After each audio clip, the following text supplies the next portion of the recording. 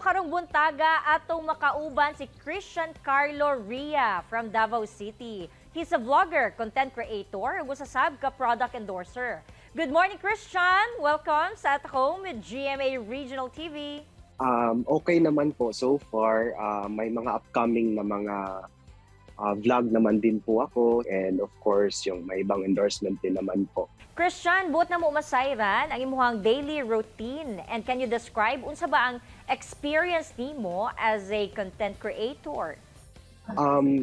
As I started my career in vlogging, at first talaga nagumawa talaga ako like ng mga Bisaya captions na makakapagbigay ng mga aliw sa ato ang mga katauhan nga rin sa Davao City. So until such time na naanay uban pod na nag-request na magpabutang sila og kanang Bisaya captions. Hantod na nagkadugay nagkadako ang followers. So nag-reach siya og 17,000. So sa 17,000 ako na followers, mao to siya. Dito nagsugod ang tanan. Paunsa usab ba nagsugod imuhang pagka-vlogger, Christian, or content creator? Kinsa o unsa ang imuhang mga inspirasyon? At first murag kanang naiuban na naay mga suko kay murag uban dili ka sakay, napoy uban namang bash pod, naiuban na ma-insecure kung nganong kumbaga kinsa man na siya nagabuhat-buhat man na siya mga Bisaya captions, kinsa man na siya nagapasikat or something like inana. But ang reason nga nagbuhat ko is to have fun, to explore and to show to Davaoenos na malingaw sila sa maong content ginabuhat. So nag-focus lang po. So wala ko nagpadala hantod na gid siya. Kumbaga nag-improve gid siya hantod nagkadaghan gid ang nag-follow sa ako ang page. Dito na jud ko naka-realize na murag kumbaga mao na gid siguro ni ang career, ang path na ako ang sundon. Katong nag-start na jud ko og food vlog until kana gid na time nagtuloy-tuloy na siya. Tuloy-tuloy na. So from Panabo to Tagum to Davao City, kay tungod lagi nga passion pod nako as a social media influencer. So gi-grab pod nako ang opportunity to work with them. And I am blessed kay mahitungod nga nag-grow gid siya. So, thankful kaayo ko ni ana nga opportunity nga naabot sa kuang life. Christian, how do you maintain pod ang imuhang maayong relationship with your clients knowing that you're also a product endorser? Mura kumbaga sa kuang self good na kanang determinado jud kaayo ko ba. Siyempre inspired ko sa katong mga fan nga always gid na naga-support sa ako and dito so motoy naghatag sa kuang encouragement na mo pursue gid sa ako ang dream. So that's it. Paunsa pod nimo gina-generate, Christian, ang mga creative ideas alang sa imong content o vlog?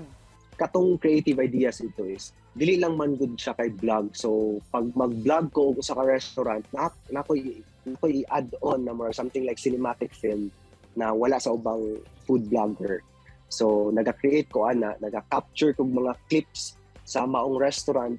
So gina-edit nako, ginabuhat nako siya as cinematic film.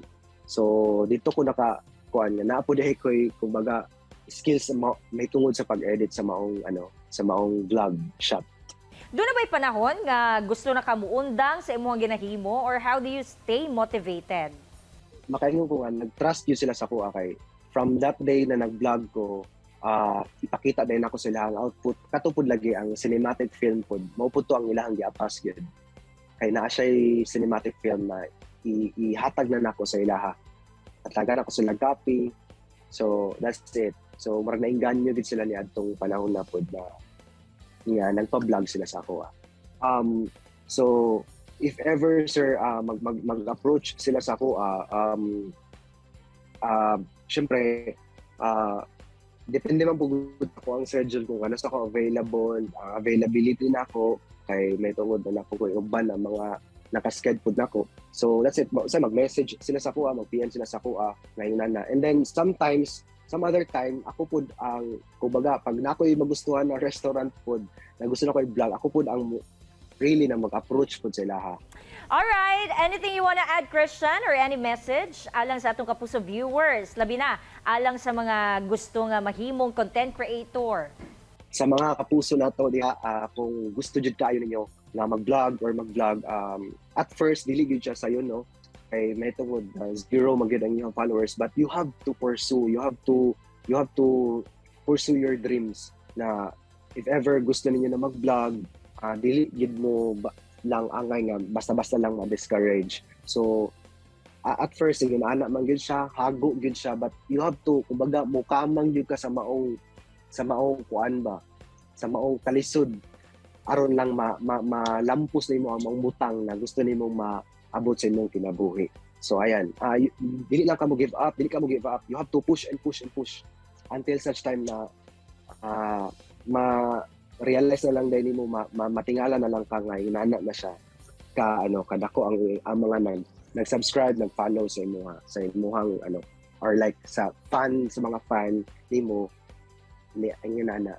So pursue lang, and you have to keep going.